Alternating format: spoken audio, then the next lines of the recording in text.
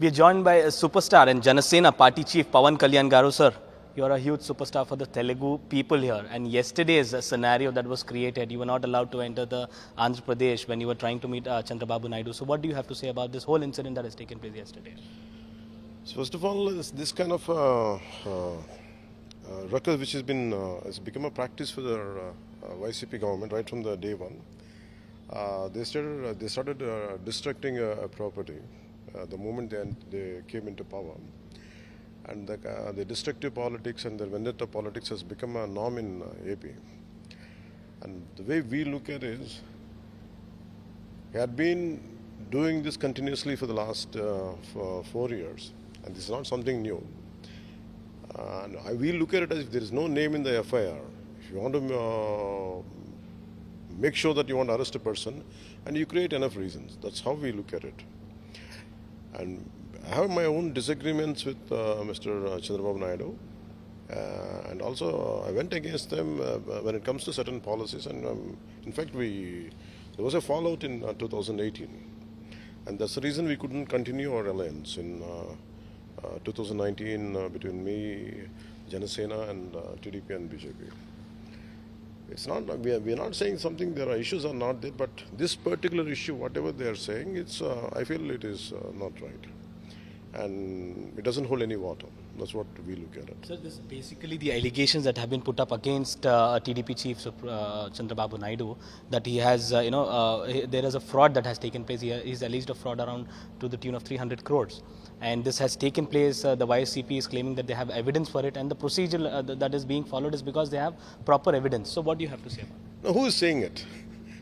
The man who was in jail for more than 2 years, and who is going through multiple cases, and he did enough corruption, rampant corruption. Even to go leave the country, he has to, court has to give him kind of permission. And this is the kind of guy who became, unfortunately, he became CM. And what else he'll look into it? He's on bail right now. And really, if courts really wants to act on him, and Jagan, and he can't even be a part of chief minister. He can't be chief minister. So what we look at is, it is something purely vendetta. It's a vendetta politics. And he can create any reason. The power is in their hands. It is lies simply about how do you interpret facts. And I looked at it when I was asking about my colleagues and all. They are saying it's a cabinet decision. Whatever it is, I don't have a great idea about into it. And whatever information I got, it is a cabinet decision. You can't hold a chief minister for a cabinet decision. So if that is the case, once the government changes, Jagan every day is going to face this kind of situation. If that is the norm of the process which they have initiated, and every decision for the last 4 years or once the election new government comes, Jagan is going to face this kind of situations on a day-to-day basis. I come back to the previous question, sir. Yesterday's scenario, that was completely, attention was prevailing all over the borders of Andhra Pradesh.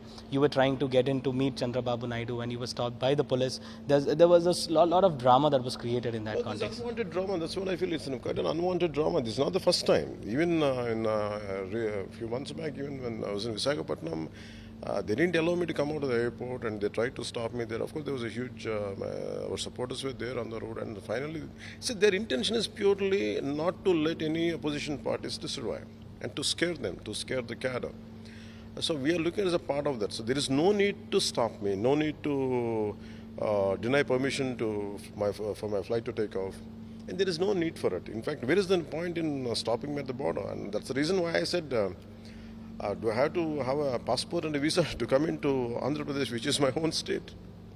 And this has become a norm for it. For me, I said, I want to establish my fundamental right. And I say, I have a right to go anywhere in my country, and especially in my state. And I'm a political leader, I'm a party president. I have all the right to come to my office. Whether I'm going to meet Mr. CBN or not, I said, for me, I came here definitely to take care of my party affairs. Time to time, I keep on coming. And I'm planning my Varahi Yatra, and also I want to show my solidarity to Mr. CBN. And I said, you can't take away my right, and you can't deny my like you can't deny permission.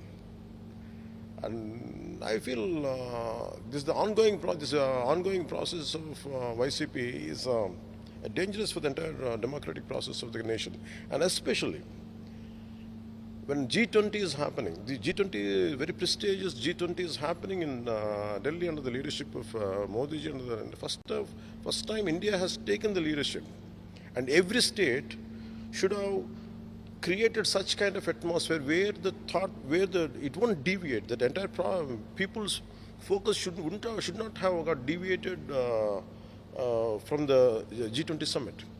And this guy particularly has done this at around this time. He has chosen to do around this time, and that shows this guy doesn't have any integrity, doesn't have any sensitivity for what is happening at the global level. And the state Andhra is being a part of India. This guy he's being the chief minister. He should have had that basic common sense. Even if he wants to do a vendetta, he could have done it at a later date. He could have stopped him at a later date. And this shows this guy is, in fact, I'm saying he's injurious to democracy. That's how I look at Jagan. So do you believe that there is some kind of sympathy that has been gained by the Telugu Desam party or maybe Janasena also in this issue that is going on? We don't measure, because personally I don't measure from every incident by incident that okay, whether I gained, I lost. We go, it is a process. But in given circumstances, I also keep hearing definitely man of such decades of experience, and making him to do, definitely they'll have sympathy. In fact, Jagan helped him to gain some certain sympathy, definitely. Certain sympathy vote will be there without a doubt. So you believe that TDP has got sympathy vote now with this issue that is going on? Definitely, it's a very natural process. And in fact, he helped, he's helping TDP in a way.